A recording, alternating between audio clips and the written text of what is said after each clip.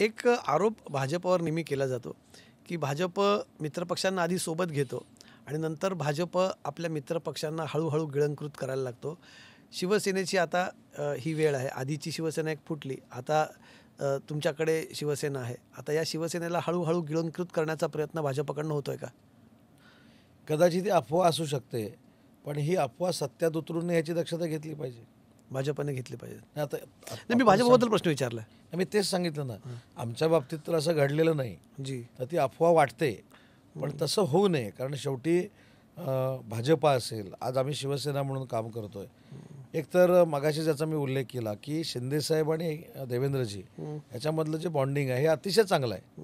म्हणजे आम्ही सगळ्यांनी बघितलेलं आहे. ज्या पद्धतीनं ते एकमेकाला जपतात, स्वतःच्या राजकीय करिअरच्या पलीकडे जाऊन त्यांची दोस्ती आहे. आणि ही दोस्ती कदाचित अनेकांना खूपच असेल. त्याच्यामुळं काही गोष्टी होत असतील. परंतु दोस्तीच्या पलीकडे जाऊन आज ते दोघंही पक्ष चालवत आहेत. आणि त्याच्यामुळे त्यांच्या नेतृत्वाखालचे पक्ष चालत असताना त्यांना डाग लागेल किंवा त्यांची प्रतिमा मलिन होईल अशा पद्धतीचं वागता कामा नये.